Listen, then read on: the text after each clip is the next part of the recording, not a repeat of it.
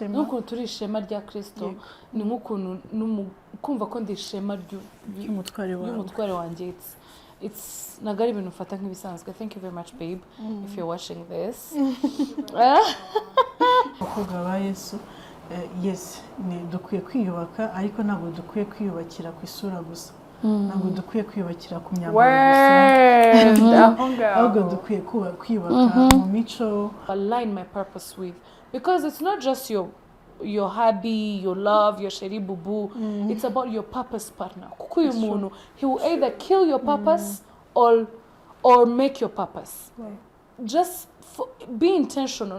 Ntuzemerere ibitekerezo byawe kuba taken by the pleasures of appearance. Ushaka tall, you know, muscled up, 6 packs or whatever. Oh my goodness, I shouldn't have said that. Oh my gosh, no, you're gonna edit this, right? Wow. So a Proverbs 31 woman is more than just the one we're reading in the Bible. It is who God has set you apart to be and who you are to the world. So She was a good thing. oh my God! She was a good thing. Oh my God! Naguhindura, Tracy naguhindura. Yeah. Okay. Do I answer first, then she answers too? Ubishaka. I don't know. What does it say? Okay. Ugiriwe, I think nicyo mwashatse kwandika, ubuntu bwo gusurwa mu rugo na His Excellency Paul Kagame. Wamwakiriza iki? Wait. Bibaye ngombwa ko abantu bakuvuga wumva. Bavuga iki kuri wowe? I want to hear that. Yeah. Okay.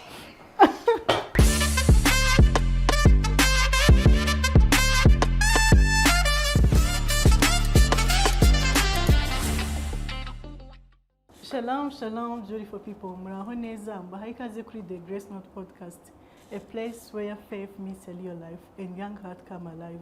Uyu munsi nk'abagore n'abamama tugiye kuganira ku ngingo nziza cyane, Proverbs 31 women, umugore tubona muri Bibiliya, umugore udasanzwe. Ese waba we cyangwa nabawe? Mbahaye ikaze.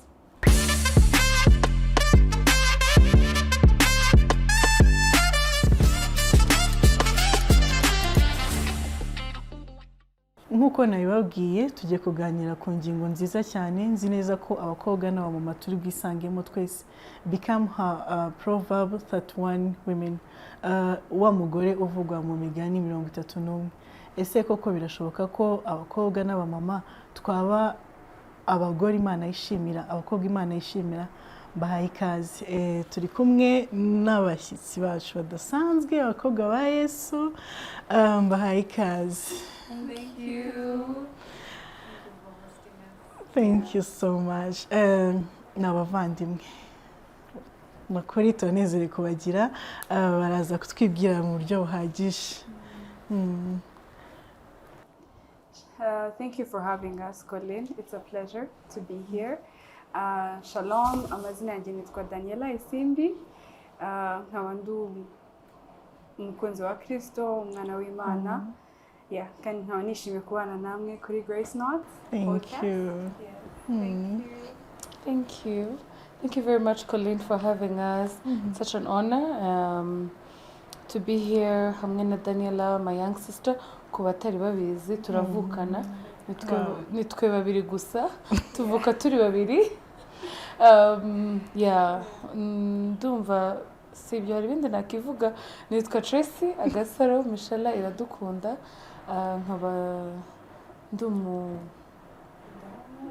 umugore w'umubogari nyine gutya. Yeah, ndubatse with a very wonderful husband. Wow. A wonderful man. Amen. A man of God. Nagira umugisha wo kuba Imana hari ukuntu yabikoze neza tugahura nawe.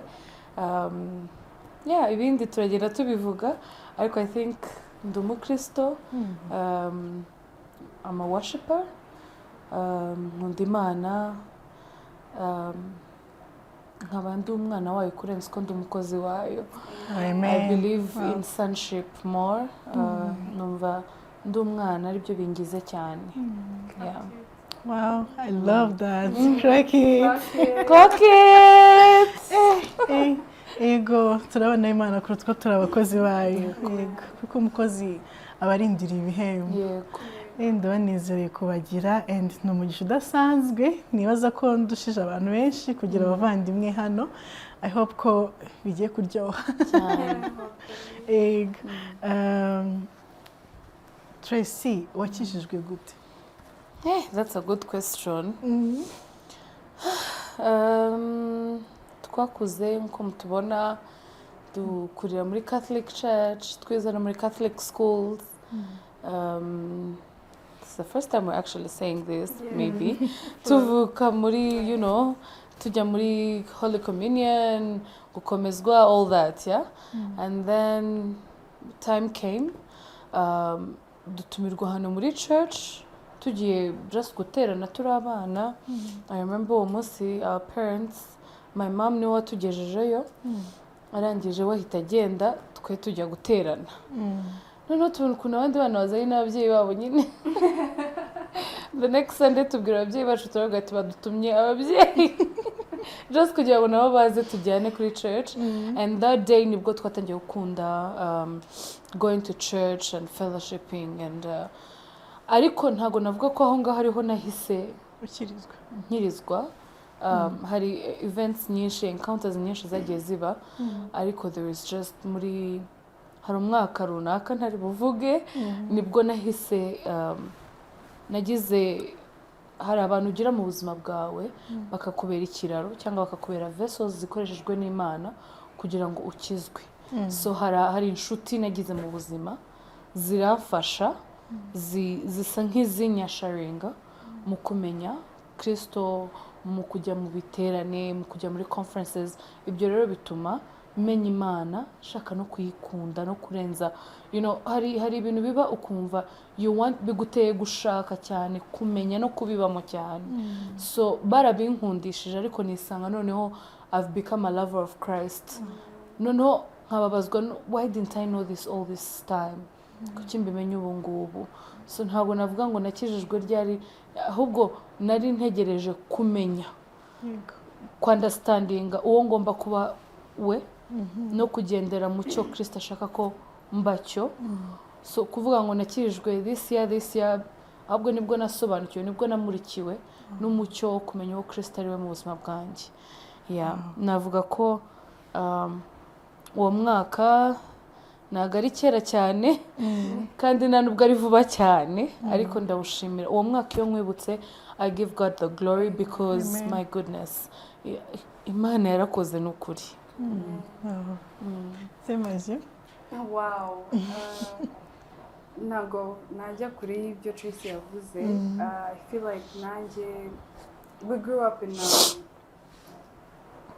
a kind of like a Christian background, nyine duhereza turi muri Catholic religion, ko niho twize. So oh my God, sorry, not kuguca mu ijambo, but I remembered, arabivuze nibuka yuko twajyaga tunasavinga muri kwa kundi ugira ukanafasha na padiri kagasahani. We did that. Wow. And also the rosary, like all of that. Yeah. So ariko the year, I don't think nanjye navuga ngo the year, ariko ndabyibuka 2017 is when I had the first Holy Spirit encounter. I think nibwo bwa mbere nagize encounter. Yeah, indi mvuga ngo ntago nari nageze. I was vulnerable with the Holy Spirit.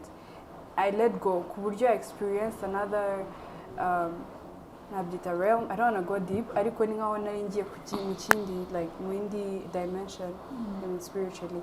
So I think 2017 was that year for me that I thank God for. So honestly, nje nabwo nabwo ariko like that was just an encounter with the Spirit. Kumenya Imana byo na nubu in the scripture ndakiga. I feel like hari ibintu byinshi biba mu ijambo ry'Imana abantu bagomba kwiga, kumenya, kugira ubwo bushake bwo gukomeza gukunda Imana, kuyishaka, the Bible, reading your Bible and seeking God. Yeah. Thank you. Thank you. Impamvu mbabajije gutyo hari nanjye nuko byagenze nari umukatolike njye nubwo hari kera mu rugo still n'abakatolike niga mu bigo by'ababikira n'iby'abapadiri tronc communal supérieur so nasohotse nifuza kujya kudiscoveringa ahandi ukuntu bigenda so ejo bundi muri 2019 nibwo byabaye si uko ntari nkijijwe se mazi nanjye nari umuhereza narakoze amasakramentu yose yabo basaba ariko hari uburyo uhura n'Imana ibintu byose bigahinduka ugahitamo gukomeza iyo nzira reka tujye ku nsanganyamatsiko yacu nyirizina reka dusome mu migani 31 verse 10 kugeza kuri 31 ariko nayisamarayizinze kugira ngo abantu bazakomeza bayisome haravuga ngo umugore w'imico myiza arusha cyane marijuwana igiciro umutima w'umugabo we uhora umwirangira kandi ntazabura kunguka ahora amugirira neza ntiyamugirira nabi igihe cyose uyu murongo utwigisha ko umugore w'imico myiza ari umunyamugisha mu rugo rwe ni umugore uharanira gukora neza gukora ibyiza akita ku rugo rwe no kuri bagenzi be abo ari bo bose ni umurongo muremure uvuga byinshi cyane ku mugore cyangwa umukobwa unezeza umutima w'Imana nkaba nibaza turi kubiganiraho nk'umukobwa cyangwa umugore ni gute twaba umugore ushobora kunezeza Imana muri ibi bihe maybe ko nshobora kuba nahera nko kuri Tracy iyo wumvishe Proverb 31 women wumva iki muri make? Thank you very much. I think mu by'ukuri it's an honor kuba sinzi impamvu ari twe wagendeyeho kugira ngo iyi topic honestly because girl it's a very very hard topic. Proverbs 31 is not just a topic, it's a whole series like it's ifite ama episode like nago ikintu kimwe kivuka ikindi. You want to say something Dani? Yeah. So like I feel like rwose it's an honor kuba ari twe turi kuganira kuri nukuri it's scary but our strength comes from the Lord. Amen. Nukuri will Imana iradushoboza kubisohoza kubisobanura neza kuko ntago ari twe twishoboza dushobozwa na Mwuka Wera. Navuga yuko mu by'ukuri ntago turi intyoza cyangwa inzobere muri iyi topic. I believe it's just grace that found us and chose us to share about this. Nanditse some points uko nagiye nsoma this verse nabikunze no mu cyongereza maybe muratwihanganira tuzadushyiramo n'icyongereza twihangane ntimubifate nabi ariko byose hamwe ngo indimi zose ziramye Uwiteka ni ukuri. So Proverbs 31 woman warumbajije ngo iyo nyisomye numva iki. She's first of all iyo nyisomye mbona umugore uri God fearing, umugore utinya Imana, umugore ufite sense of responsibility ubwo nabivuga mu Kinyarwanda ufite inshingano ya ufite iyo sense ya responsabilité. French is coming. Urumva uri very hard working, ukora cyane, ukoranabushake, uri compassionate, ufite impuhwe nyinshi. Ni umugore who is a go-getter. She's icyo yashyizeho amaso, she goes for it. She's a woman who is her husband's pride. Ni ishema ku mugabo we. So iyo nyisomye numva umugore uri icyitegererezo kiri very very mbuze ijambo riremereye ariko mba mbona ari umugore w'agahebuzo, like ni umugore urenze icyo amagambo yamugira cyo. Ni umugore ufite inyito yahawe na Kristo. Ni umugore uri visionary. Ni umugore iyo nyisomye numva ari it's too much it's too much grace, it's too much for one person mu by'ukuri bivuze ngo siwe ni Kristo umugira. So iyo ikintu ubonye ko kibaye too much ubona ko it's not just about her, it's about icyo Kristo yamugize cyo. So nge nicyo numva indangagaciro zonyine afite uyu mugore wo muri Proverbs 31 antera kwibaza byinshi and I look up to her so greatly and so much. Wow. N'umugore urimo byose pe. Daniela, utekereza iki kuba umugore nk'uyu nguyu Tracy avuze wo muri Bible mu gihe nk'iki ngiki turimo in this generation? Ese birashoboka ko twanamuba koko? Cyane. Ubitekereza iki? So it's all on character kuba on Proverbs 31 woman.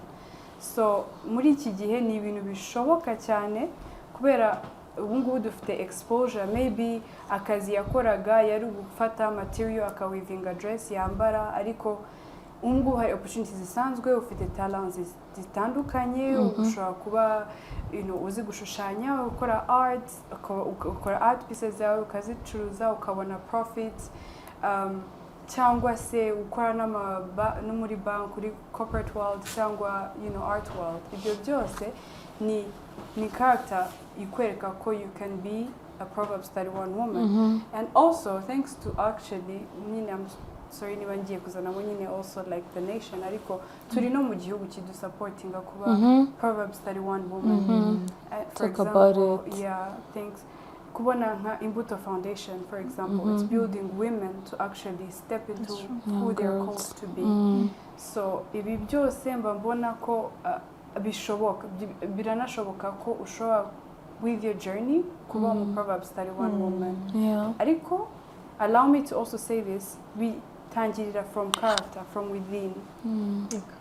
Ushobora kuba uri umuntu ukora cyane pe, ariko muri character zawe ntago icyambere na mbere ntago Imana ari ushyira imbere. Cya kabiri uburigenga, kandi ntago Imana yaducreated kugira ngo twigenge. No, we are there to be led by the Spirit. Kandi now that we are even a Christian podcast, ntago ari twe tubaho, ni Kristo uri muri twebwe. Amen. So by us we need to be able to have the character of the Holy Spirit, have the character of God. Be kind, be gentle, be loving. The Bible says love your neighbor as you love yourself. So bitangirira kuri wowe within character yawe, then ikikurimo nicyo usohora. Gutyo niko wahita Proverbs 31 woman. Ariko iyi ni journey, please ntuzategereze ko ushaka kubyuka mu gitondo you Proverbs 31. Navuga ko journey yawe yose kuva twebwe maybe Colleen na Tracy maybe ari muri stage ya marriage, maybe singlehood to marriage to aging, ibyo byose ni process ya Proverbs 31 woman. God bless you. Wow. Uzi ubwenge. Right. Tracy,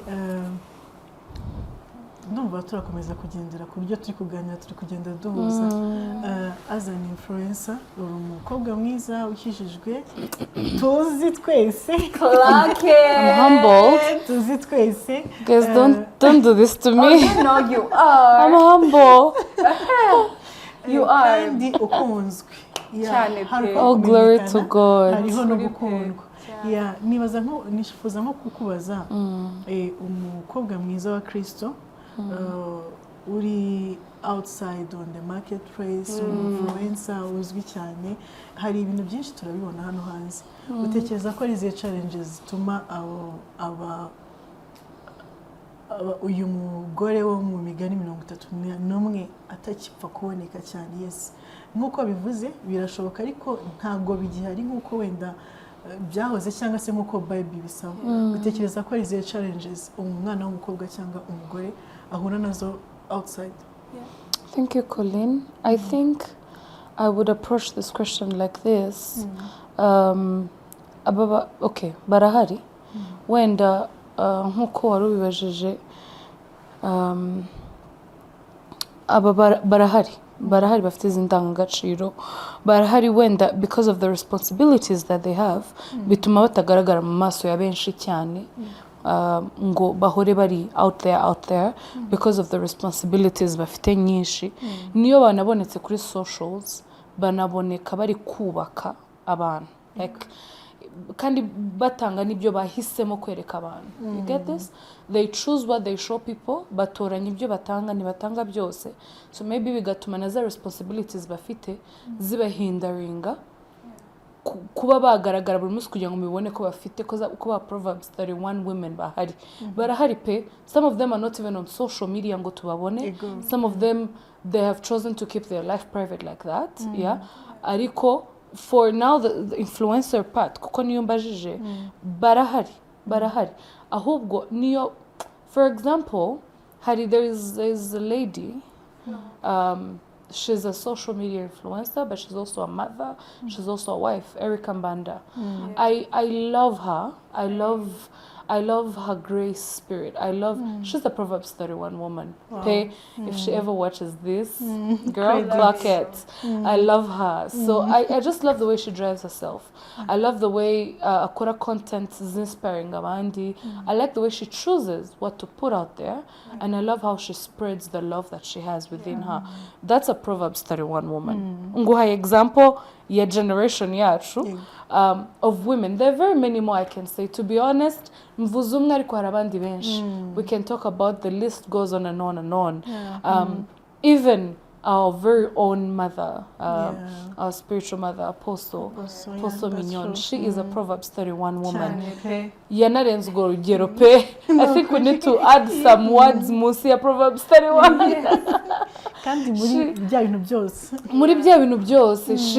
That is why maybe today we think like this, because we have someone who in our lives who is showing us and teaching us how to be our girls of impact, our king's daughters, our, like we have someone who is teaching us to be a Proverbs 31 kudutyaza uko dukwiye gutyazwa. So we have very many examples of Proverbs 31 women out here. Abo nibo babiri mvuze. Of course, list keeps going on. The list keeps going on. And when they come online or they go on socials, they teach us ibyubaka, not bya bindi bitu draining. Thanks for the word. I was looking for it. So turebe kuri challenge warumbajije zirahari. Ariko challenge ya mbere ihari nuko we want to align ourselves to the standard of the society. That's true. Yeah? So standard ya society niba imbwira yuko there is a certain way that I have to dress up. There is a certain way that I have to envision my life. There is a certain way that I have to drive myself. Aho ngaho mba ndi guhusha wa mugambi wa Kristo uri effortless wo kuba Proverbs 31 woman. Kuko birikora. Of it, kuba Proverbs 31, already you are one. Sibyo? You are one, because umugambi wa Kristo kuri wowe nk'umukobwa cyangwa umugore, it's a Proverbs 31 woman, or even more, because we are more than, mbibabwire gute kumva amagambo amanye menshi, ariko iyo challenge yuko society ikuzanira ibigenderwaho bishobora bidashobora kudahura na principles zawe, values cyangwa indangagaciro z'umugore cyangwa umukobwa nk'uko Bibiliya imuvuga. So rero some of them, they can't compromise their core values to the pressure of the standards of the society. So aho ngaho rero challenge nyine hari niyo ngiyo ya society. Kind of society, you have to live with society, you have to live with people, you have to love people, but it's a personal thing. You have to know how to drive yourself according to your values, core values and principles za ufite, kugira ngo iyo challenge itakubera challenge, ahubwo ikubere a stepping stone to being a better version of yourself. So niba society imbwiye yuko a big girl, sibyo, is not beautiful. Who said that? Sibyo. Who said come on, please, let's talk about it. Yeah? Who if society is telling me a big girl can't serve, a big girl can't sing, a big girl can't run around while praising God, who said that? Who set those principles? Ugasanga I am going within the principles zisi ima, aho kugendera kuwo Kristo avuga ko ndi. Yego. You know, nkagendera kuri pressure y'abantu bambwira ngo ese how do you manage to jump when you're like that? It is not me. The Bible tells me that sijye ukiriho ni Kristo muri jye. Meaning, if you see me up there praising God, it's not me, because it's His will being done. Ndi igikoresho. I am only a vessel. I am only a vessel and a son. So muri make, as an influencer, bintera agapressure kuvuga gutyo, but all glory to God, and I'm so honored to be called that. Ariko as an influencer, I would tell people, what is your influence? Is Christ your influence, or is society your influence? When you realize that Christ is your influence, it will be easy for you to be a Proverbs 31 wife. But if you find society as your influence, then you will never be enough for society. You will never meet the point of society. But you will always be enough for Christ. Amen. You will always be enough to hit the standard level of who Christ wants you to be. But society will always be demanding. It will always want more and more of you. Urananuka utirya, ukabyibuha utigabanya, uri mugufi ambara inkweto ndende, uri muremure ambara izo hasi. It will always give you standards, you know. So rero kugira ngo ngiye ubuzima bwanjye bwose kuri iyi si mbeho ntishimye, I will choose to live with the joy of the Lord and meet my standards and be influenced by God. Even as influencers, what is our influence? As girls or women who are influencers, what is our cause of being influencers? Ndikuvuga cyane. Ariko what is kubera ikindi influencer? Ni ikindi gutanga, ni ikindi guha. Ya postinze ni ikiri bufasha undi. Ya caption ntanze ni ubuhe buzima iri buhundi. You know, ya photo, ya video ndi gushyira hanze nihe impact iri bugire ku muntu uri hafi kwiyahura, ufite depression, atazi niba mu gitondo ari bubyuke. Niki kintu kiri butume uwo muntu ari buhita avuga ati ntago nkiyahuye. You know, so as influencers, God has given us the grace to be who we are. Yadushyizeho a spotlight, sibyo? Ariko that spotlight, if it's not from God, I don't know how long it will last. Maybe it will dim off. So as long as you're an influencer, make sure that your purpose is to change someone's life and impact someone's life. And as a Proverbs 31 woman, if you're an influencer who is married, or a girl, a lady who is getting ready to get married, what are you doing to influence wa mukobwa to be a Proverbs 31 woman? Niki wamurinda muri za challenge uzi zihari, niki wamuha as impamba, as a package yo kumufasha mu rugendo ruri imbere to be a Proverbs 31 woman?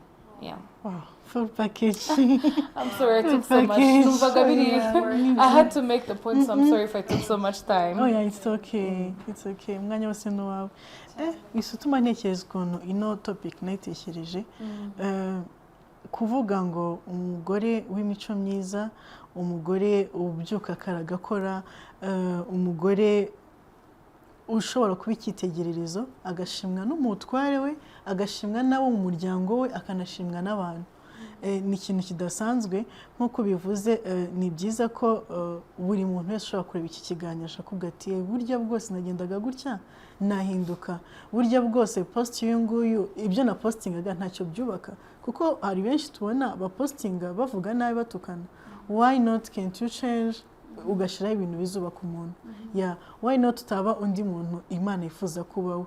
And back to challenges, yes, bariho wabavuze, bariho abantu benshi cyane babaho nk'uwo mugore twabonye muri Bibiliya, ariko nanone hariho benshi cyane nk'uko babivuze bagendera ku mabwire, bagendera kuba kwigana bagenzi babo, bagendera gusimbuka standard nk'uko Daniel yabivuze, ukaba uri muri singleness ariko nanone utamenya niba ari urimo uri kubana n'umuhungu. Ya bintu nk'ibyo ngibyo barahari, ariko se nyine kuki tugomba kuba abo bantu batari bo twebwe? Kuki tugomba kuba abantu batagomba kuri presentinga Imana mu buzima bwacu? Yeah, God bless you. Ndafashijwe. Daniela, tutangira tukubaza utwibwira, wavuze ngo uri umukobwa wa Kristo. Ko umukobwa wa Kristo yikumariye iki muri iki gihe? Oh wow, I feel like ibyo ni bigari cyane. But first of all, kuba umwana w'Imana, umwana wa Kristo, kuri njye bimpaye ubuntu, grace. So favor ni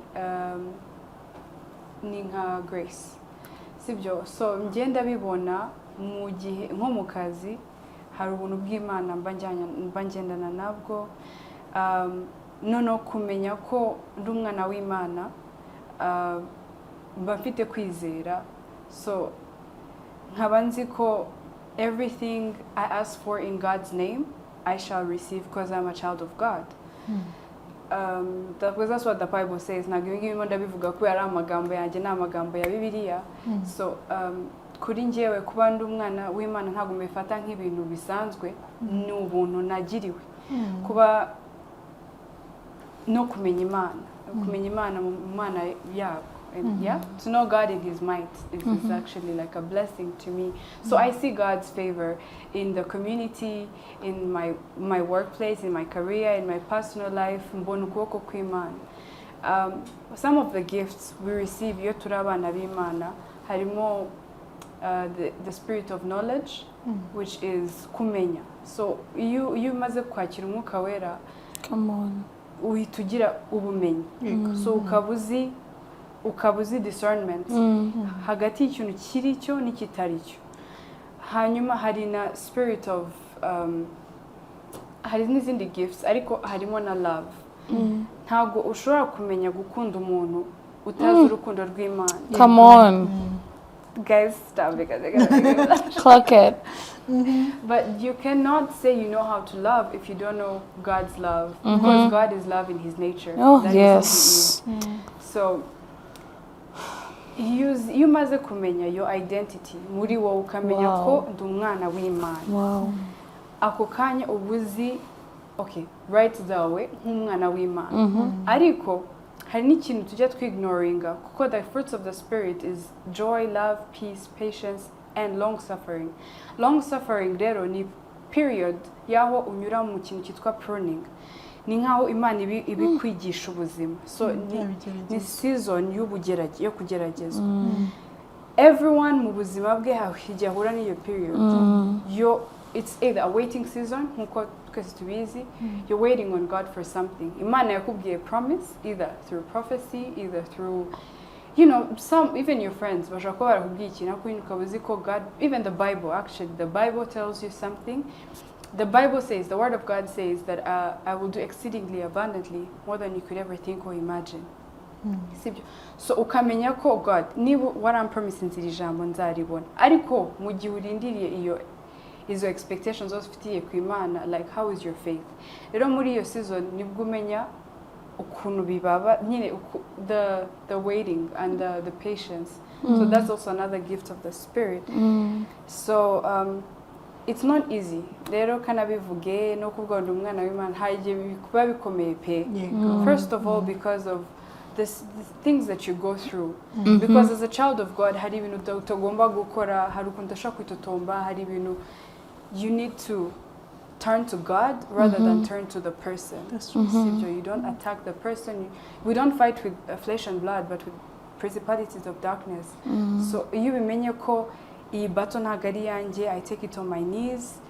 That's also being as child of God and honoring God. So iyo birekeye mu ntoki z'Imana, ukamenya ko as a child of God mfite boundaries, there are things I can't do because I'm a child of God. All of that is, for me, that's what it means. It means also to submit to God fully. Amen. Wow. So if you're a child of God, you need to submit fully, now 1 foot in, 1 foot out. No, you need to go 100% with your whole heart. Seek first the kingdom of God. Even So for me, that is what I call sonship. That is what I call being a child of God. It's not easy, but it is worth it. And once you know your identity in Christ, even if just Wow. Thank you too. Yeah, uratuvugiye twese nzi neza ko umukobwa wese wamenye Kristo atabyicuza. Kandi nzi neza ko nkuko bivuze ntabwo biba byoroshye. nk'umugore as a young woman, iyi proverb 31 ni izihe ndangagaciro iguha mu rugo rwawe? Thanks for that question. It's not easy. It's not an easy question kuko as you read Proverbs 31, to be honest, navuga zose kuko ntago nahitamo imwe ngo sige iyindi kuko when you read Proverbs 31 uko ugenda usoma ugenda uryoherwa n'indangagaciro uyu mugore afite, like ugenda uryoherwa pe. Ntago turi perfect ariko we improve ourselves. So numva ko izi ndangagaciro zose, to be honest, I look up to them. The first one is the way she's her husband's pride. Wow. Maybe iyo tumiragane yari kubitubwira neza, muzazana yari kubivuga neza niba koko ndi pride ye, ariko turi kuza namuganirije, twaganiriye ndamubaza ubona ari nk'izihe. So kuba yabivuze akabimbwiramo bivuze ngo I'm his pride in one way or the other. And that's a very humble moment for me because honestly, like being someone's pride ni ikintu gikomeye, ni nk'ukuntu turi pride ya Kristo. Turi abantu badasanzwe kuri Kristo. Rero ni nko kuba pride nabuze ko nyivuga mu Kinyarwanda, murambabarira. No gutera ishema. Okay. Nuko turi ishema rya Kristo, ni nk'ukuntu kumva ko ndi ishema ry'umutware wanjye. It's nagari ibintu ufata nk'ibisanzwe. Thank you very much, babe, if you're watching this. She's saying, oh, thank you, brother-in-law. I hope you get that too. Another character she gets, another one she has is she does good and not harm to her home. She does good and not harm, meaning she brings peace. So I look up to her, like bitumaniga how to create a safe space in my home, a peaceful atmosphere mu rugo. She is very intentional, nkuko tubibona mu ijambo ry'Imana. Muranyemera tubivuge. I think I'll read it in English and maybe you help me. Iravuga ngo she makes sure her dealings are profitable and her lamp burns late into the night. Her hands are busy spinning thread, her fingers twisting fiber. She extends a helping hand to the poor, and she opens her arms to the needy. She has no fear of winter for her household, for everyone has warm clothes. She's intentional about everything she does. You know, she has no fear for winter because abizi neza ko even though winter yaza bafite ya myenda already abadodeye, right? So she's intentional about the things she does. She's like, I'm doing this because I know for the future purposes it's gonna do this, it's gonna help this. So nago ari gukora ikintu for a short term, she's doing something for a long term. So she teaches me to be intentional about some things, how I go about my projects or what I'm planning to do in my life, cyangwa our home, cyangwa how I want it to be. She teaches me how to be a long-term visionary. Ubwo iyanuza twayirenze icya point yo kuba intentional. She's intentional, but she's also visionary. She sees far, like as we see. She say, let me read that part where she inspects a field. Ubwo ni verse 16. She goes to inspect a field and buys it with her earnings, and she plants a vineyard. She's energetic and strong and a hard worker. Sibyo? She makes sure her dealings are profitable. So she's a visionary. Areba ikintu akamenya ngo kino kintu kizabyara vineyard. Sibyo? Areba a phone ntayirebe just for luxury. Ubwo ndi kubizana muri today. Akareba iPhone maybe kanaka. Ntayibone muri luxury yo kuba afite telefone nziza. Akayirebera muri luxury yo kuvuga ngo it will help me spread the word of God. Akayireba ko it will help me influence as many. It will help me reach as many as I can. It will help me be more creative in my content creation. It will help me be more effective in my content creation. So she's a visionary, she's intentional, she sees something and she knows what's going to come out of it. I think she's very compassionate after imhuwe nyinshi, and I learned that from her to be compassionate. Wow. Uwo mutima uraryoha, umutima, I love people who are compassionate because I feel like I love to be compassionate. She's a hard worker, akora ibintu byinshi. Niba twabibonye muri Bibiliya nkuko bivuga, one time she's going to inspect a field, so meaning she's a farmer, right? And another time she's finding wool and flax, and she's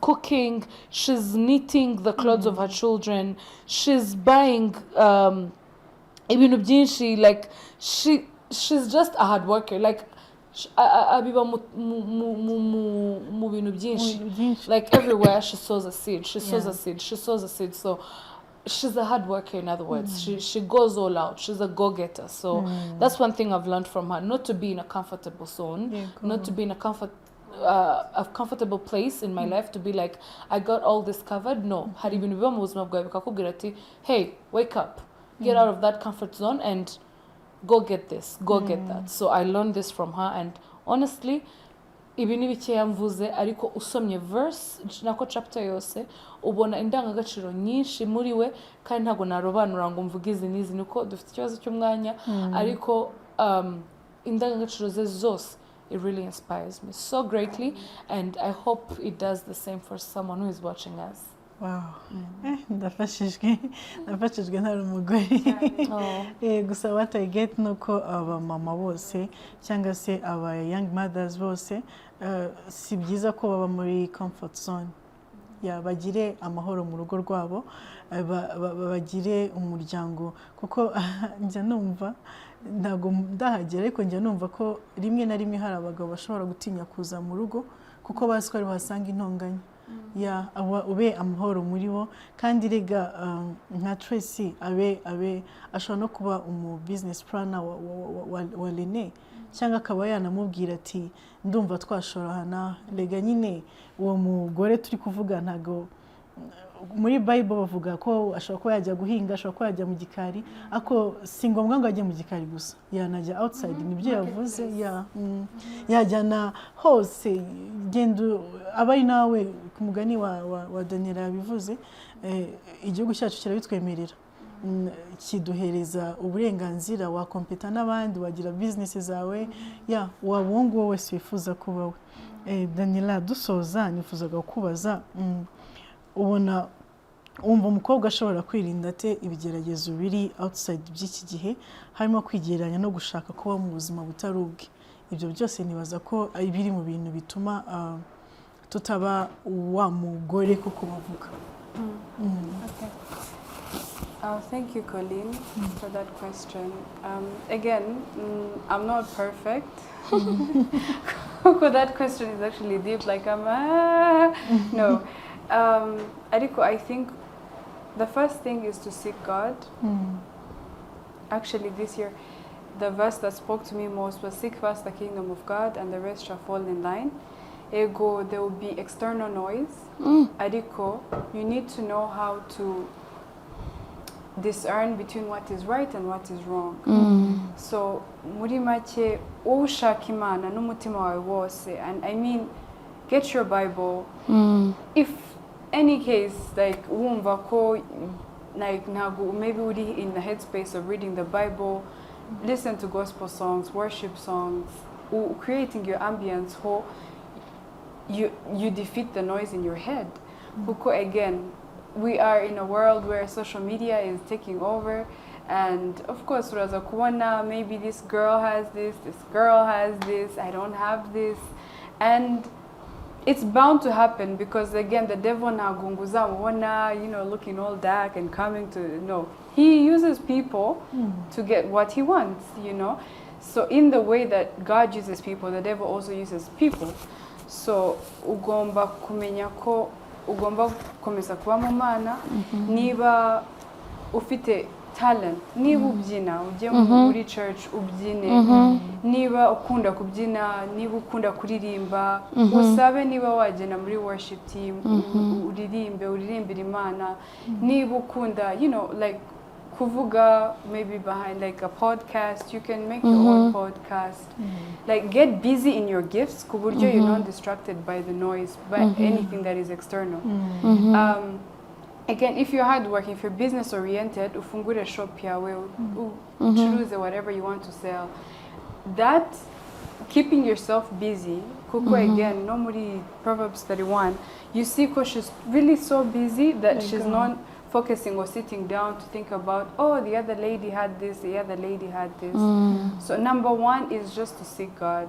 Kandi ufite Imana iragufasha, ikakuyobora, ikanakwigisha. Yeah. So I feel like God is the center of it all. Yep. And your heart has to be in posture yo kwakira Imana no kwemera kwiga.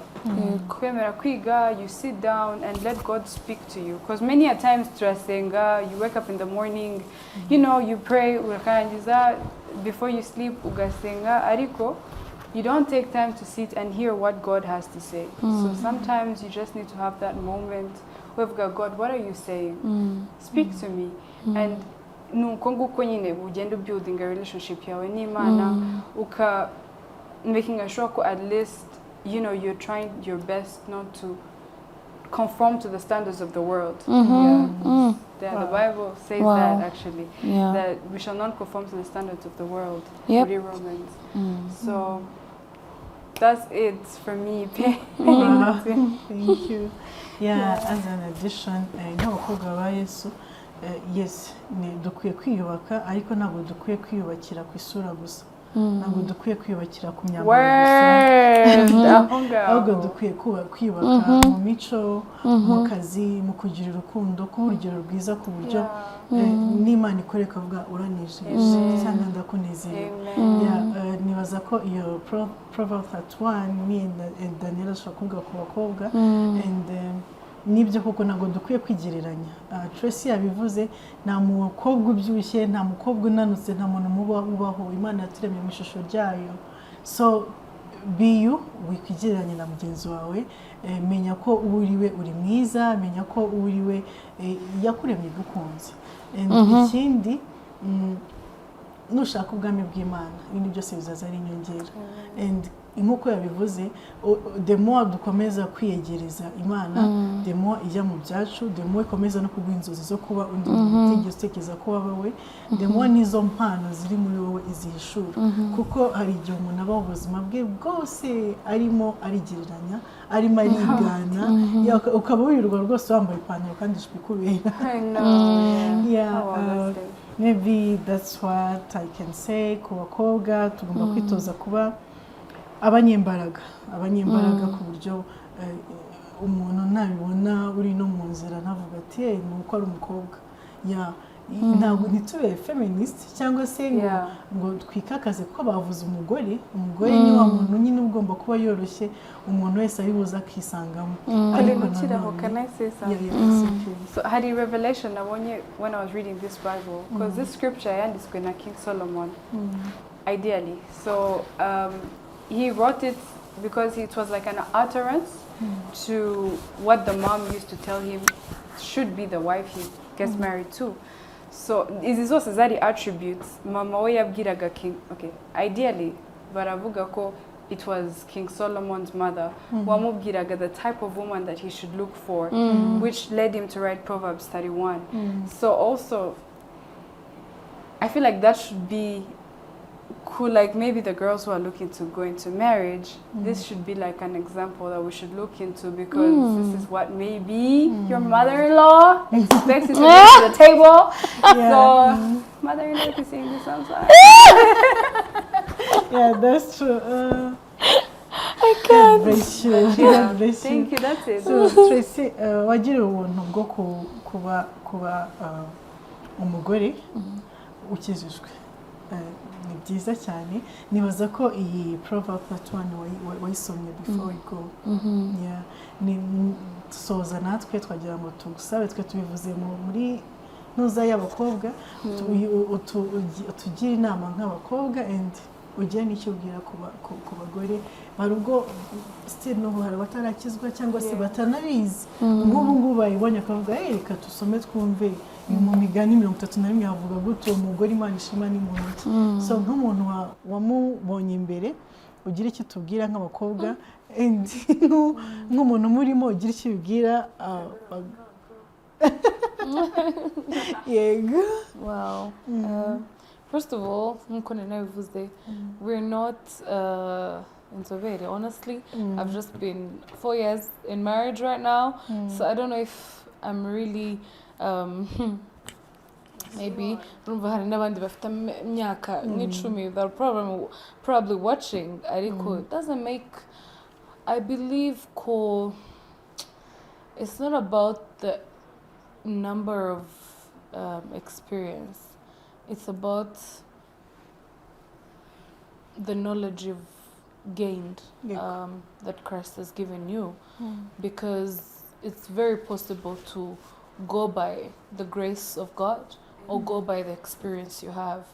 But I believe it's more about grace. No, it's grace that found us and then gives us the capability to be able to share this. So first of all, as the young ladies, ibyo, that are out there and probably hearing about Proverbs 31, and they're standing with you, boo, you too. You already Proverbs 31 women, guys. Hari ijambo ryavuga ngo buri mukobwa n'umugore, ariko ntago buri mugore ari umukobwa. Yeah, right? So you're already the women that you are. I mean, it's just status izahinduka, ariko you're already the women that you are. So it starts with pruning yourself, nkuko Daniela yabivuze, to who God wants you to be. Honestly, if you have your standard of a home you want, of the marriage you want, because it's not about the wedding day. It's not about that one day where you will sit and all the spotlight is on you. It's about the marriage. It's about the communion. It's about the fellowship of what you're going to make of your home. So your communion, y'urugo rwanyu, your fellowship, your foundation mwubakiwe ari yo Kristo, niyo izatuma urugo rwanyu rukomera nk'urutare. So all I can say is, you might have a list, a bucket list. I want this, tall, light-skinned, this, that, you know. Your bucket list iruzuye, list yawe iriho icyo ushaka in a man. But ask God, who do you want me to marry? Wow. Who do you want to align my purpose with? Because it's not just your hubby, your love, your sheri bubu. It's about your purpose partner. Kuku umuntu, he will either kill your purpose or make your purpose. Right. He will either align you to your purpose or distract you from your purpose. Bikarangira. So you need to be very intentional with choosing the man you will marry. I'm not saying this because ndinzobere again. Please, I'm speaking from a humble heart, and I'm coming from a place of humility. Just be intentional. Ntuzemerere ibitekerezo byawe kuba taken by the pleasures of appearance. Ushaka, tall, you know, muscled up, 6 packs, or whatever. Oh my goodness, I shouldn't have said that. Oh my gosh, no, you're gonna edit this, right? I'm serious. So it's not about that person you want. That person ushaka ko muzajya mwinjira abantu kavuga ngo that couple, you know. It's about the person abantu bazajya bareba and they're like, this person has shifted my life. Wow. This person has carried me, you know. It's not about it's not about uburanga. It's about icyerekezo. Purpose, ubwo intumbero y'urugo rwanyu, intumbero y'urushako rwanyu ni iyihe? Birenze kuvuga ngo I'm marrying for beauty, I'm marrying for height, I am marrying for, you know, all these bucket lists that we have, you know. I want a short girl, I want a tall girl, I want this. But what does God want you? What purpose does God have for you? Because the Bible tells us that for he alone knows the plans he has for you. Plans to prosper you and not to fail you. Amen. Meaning we afite plan agufitiye. Ariko wowe hari plans wifitiye. So urahitamo ibintu bibiri. Urahitamo plan wifitiye cyangwa plan Imana igufitiye. If it was me, kuko nzi ko Kristo anshakira ibyiza atari ibibi, I will choose to go with his plan. Because his plan will help me achieve something greater in my life than going into something that will distract entirely the plan of God. See? So ubwo ndumva ku bakobwa soje. Kuba mama cyangwa women, I'm really still bucura. I'm growing day by day. I'm growing in this. Navuga ni let's stay grounded in the word of God. Rightly dividing the word of truth. Rightly knowing that I am this, I'm not that. You know? First and foremost, love yourself. Manawe, self-love, icyo cyo nzahora nkivuga. Niba ndi able to love myself, sibyo? If Daniela, I love myself. If Tracy, I love myself. If Colleen, I love myself. Niba nikunda. Bivuze ngo niyo wazumbwira ngo ndi mubi. Nago nabyemera. Kuko ko ngiyewe already hari icyo ibitekerezo byanjye cyafashe kandi ntago wabinkuraho. Kuko ko Kristo niba mbwira ko ijambo ry'Imana rimbwira ngo I am beautifully, wonderfully made, fearfully made. Mbese ndi beautifully, wonderfully and fearfully. Beautifully bivuze ko mu buranga ndi mwiza. Wonderfully bivuze ko meze neza ntiye neza. Sinzi standard ya society ariko ngiye ibitekerezo byanjye mbwira ko I'm wonderfully made. Fearfully bivuze ngo nitaweho na Kristo. Yanyitayeho mu na mbere yuko mbaho mu bitekerezo byayo. He was fearfully mending me to his purpose. Fearfully mending me to the woman he wants me to be. So ntago nakemera ko igitekerezo cy'umuntu amfiteho kingira kurenza igitekerezo ngiye nakigizeho. So niba nzi ko ndi mwiza, niba nzi ko meze neza uko meze, sibyo? Ntago ndi bwemerera umuntu kuza akambwira igitekerezo cye cyangwa opinion ye kuganza opinion y'Imana kuri ngewe. Kuko ni nemerera ko umuntu ambwira ngo umeze utya, ndaba ndi kurutisha icyo Kristo yavuze kuri nge, nkakirutisha icyo wowe uri kumbwira. So kandi ibyo ntago ijambo ry'Imana rirambwira ngo ndi umwana wayo. Ntago quand même papa we ntago yashaka kuba mubi. Quand même ntago yashaka ko utagira indangagaciro z'umukobwa mwiza. Nubwo yakurema nabi kuko niwe waturemye. So I believe ko yatugize kose afite impamvu. He has a plan. Ntago ari Imana itari intentional. He is an intentional God. So let's stay grounded in the word of God. Let's rightly divide the word of God. Well, truthfully and wisely. Before you're able to love yourself, you will not be able to love that umuhungu w'abandi. Let me call it that. Ntabwo uzabasha kumuha urukundo rumukwiye kubera ko nawe ubwawe ntabwo uri kwiza, ntabwo uramenya uwo uriwe, kuko urukundo rurakugiza, uru rukundo rugenda kuko n'ijambo ry'Imana rimbwira for God is love, sibyo? If God is love, he lives in me, right? So urukundo ruri muri jye. So kuba ruri muri jye rungira. Amen. If a mother is pregnant atwite umwana, right? Bimugira a mother because she's pregnant. Hari icyo atwite. So icyo atwite kiri kumugira umubyeyi. See? Icyo atwite kiri kumugira umubyeyi. So, niba utwite urukundo, uru rukundo. So urukundo, niba ndi urukundo, ngomba gutanga urwo rukundo to somebody else. Ngomba kwereka isi yuko urukundo, that's all we can give. Sibyo? That's all we can give. Ahubwo mwibaze muri iyi si cyangwa muri society, urukundo ruganje kurenga ibindi byose. That's why if someone approaches you akakubwira nabi cyangwa akakubwira amagambo amukomeretsa, mubabarire kuko nibyo bimwuzuye for now.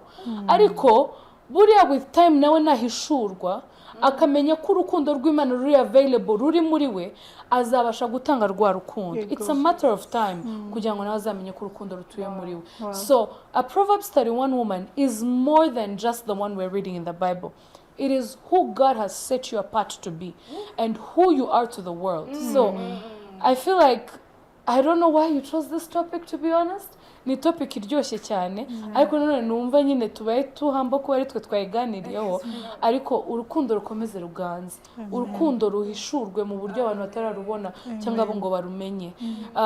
Bamenye yuko just one word wabwira umuntu uti I love you, you are beautiful, you look beautiful, you look smart today. Ayo ni amagambo yubaka kurenza kubaza umuntu ko wabyibushye, usigaye ayo magambo tuyagabanye n'ukuri. Guhura n'umuntu ukabaza uracyabaho, none se urabona like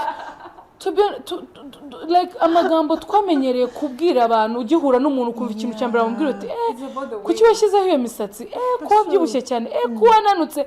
come Yeah, on that's crazy. can you wakemera urukundo rukakuzura ku buryo wareba uwo muntu ikintu cya mbere umubwira uti ko mbona uri wabaye mwiza cyane ko mbona ubwiza bukurenze such words zirubaka kurenza gusenya. That's true. You know, so I believe that even a Proverbs 31 woman ni umugore wubaka abandi, ntabwo ari umugore wica abandi, ntabwo ari umugore usenya abandi, ni umugore wubaka abandi kubera ko azi ko ikiri muri bo kiri muri we aricyo Kristo. Thank you. Full Thank package. Nta kintu ndi burenze ku bintu atubwiye. Mana yanjye ndabizi neza ko abakobwa abamama mwese murize pe murize and sinzi impamvu bakomeje kwibaza ngo impamvu nabatumiye kuri iyi topic kandi you deserve it. Reba ibintu bibarimo. Wow. We're humbled. You deserve it. And We're humbled. for the people who don't know them, yari muzi ko sibazi no kuririmba. Please. Today we are talking. We're We're not not turirimbiraho singing. gatoya twarangije. We're turirimbiraho gato. Ahubwo twe tuzikuri butubaze questions zirimo hari.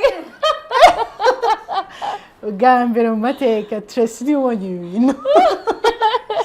Baraza muturirimbira ariko uranantunguye. To be honest, nukuri I don't know. Okay. Urumva biragoye kuko ijwi ntabwo rimeze neza. I don't know about you. But me. It's like a pillar. The goodness of God. That's the song I was thinking about, girl. That's why Fuck it. Today is your day.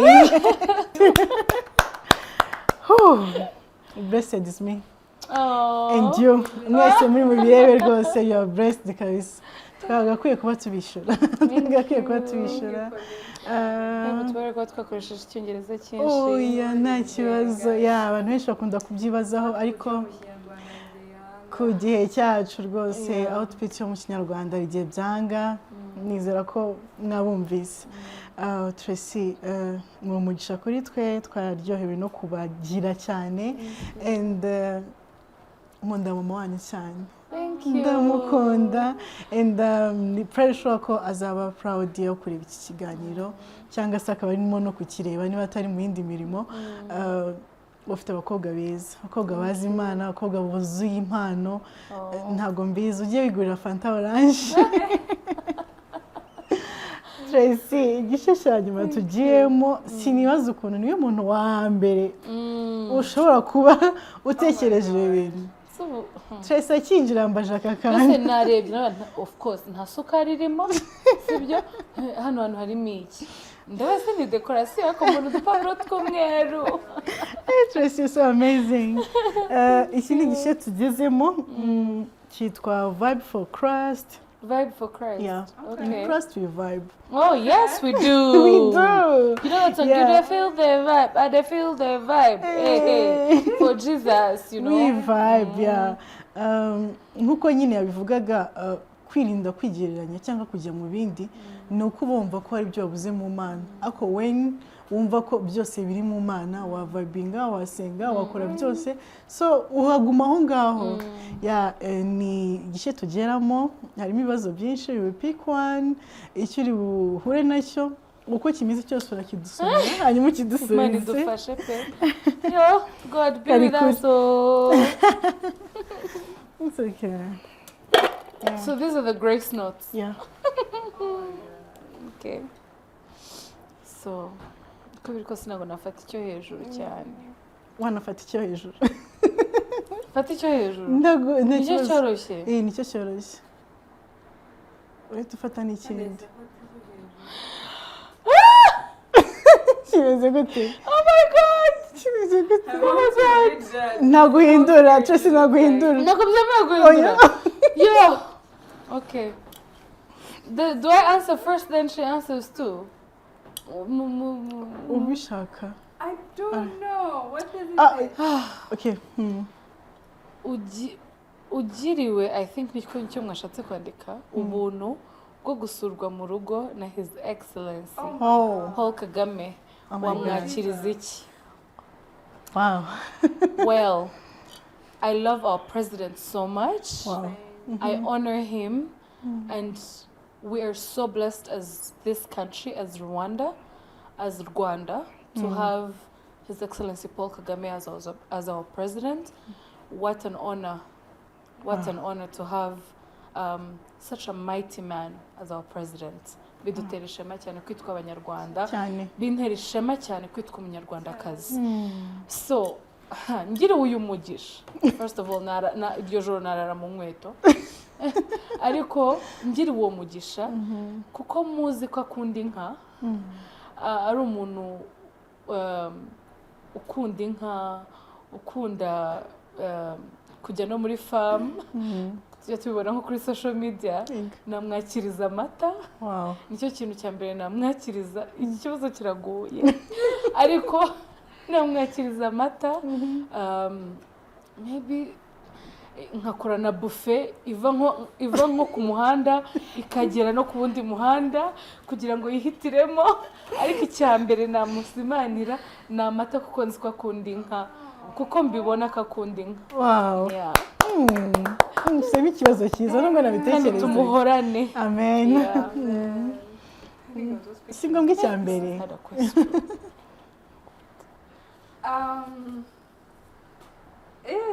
Wait. Bibaye ngombwa ko abantu bakuvuga wumva bavuga iki kuri wowe?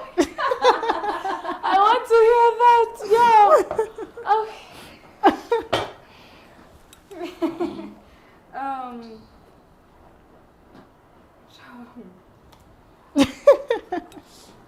Bavuga iki?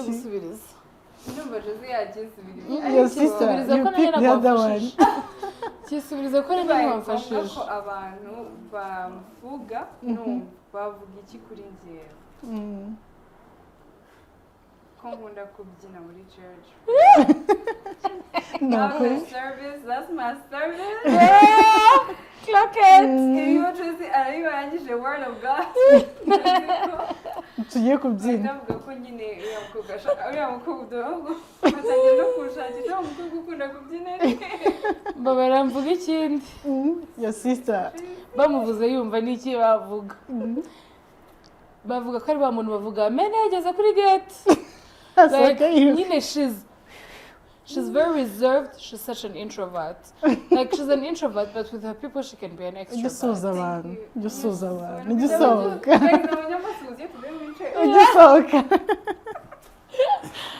Yeah, ntabwo twemerewe guhitamo ikindi kibazo. Tracy, your lord. Kuko iki kibazo cyari kigoye pe. Ariko cyari cyiza. No, ushaka picking hasi. Aho ushaka? Ndafatira hasi pe. Icyo kuzi cyambere cy'igikomeye. Bro. Pe. Tracy ntabwo bidukora.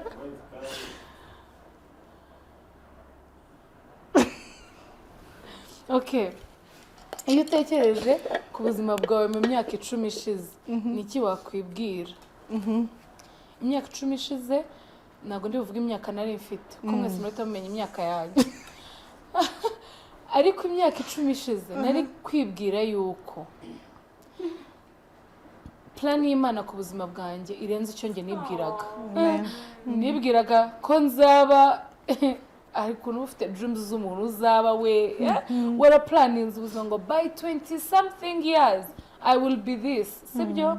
Nari kwibwira ni icara wige Kristo akubwira icyo uzaba.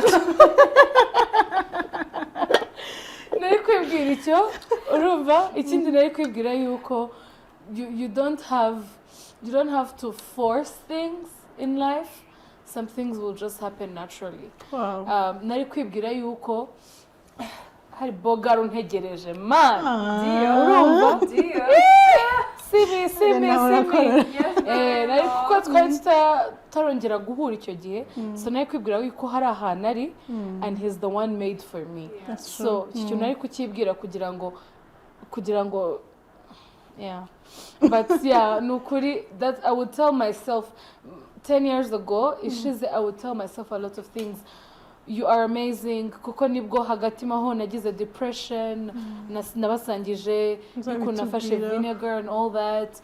Kugira ngo nanuke nari kwibwira yuko you don't have to drink that to be somebody else. Nari kwiha undi murongo utari uwo kugira ngo bitashyira muri depression, kugira ngo nirinde kwiyangiriza ubuzima sinari kwibwira ibintu byinshi nkibwira ko ejo ari heza. Amen. Yeah. Wow. Nabahaye drinks ariko ntayo mwafasheho Thank rero. you. Cheers to Twari that. dutegereje Ego. urumva iyo tunywa twari kwibagirwa. Yes, yes. But thank you for having us, Colleen. Thank Allow you me, too. thank you very much for having me and Daniela. It's the first time me and my sister will go on air together. Thank you so much for having us, and may God strengthen you. Amen. May God align you even greater and greater. May He take you to new dimensions and Amen. higher realms. May you see the goodness of God in all you do. May His favor be upon you all the days of your life, now and forevermore. Amen. That's our prayer for you. Amen. Thank you for being the light that you are. Muri, let me say, Muri generation. Your podcast is not just a podcast like any. Honestly, it's a grace knot. It's a graceful podcast. So thank you for who you are, my dear. Uri umugisha udasanzwe kuri twe turi hano n'abagukurikira umunsi ku wundi. Thank you for being a vessel of the Lord. Amen. Oh, we love you. nafite ishingiro ryo kuzana Trace na Daniel. Ndabakunda. We love you Ndabakunda too. cyane. We love you. Cheers.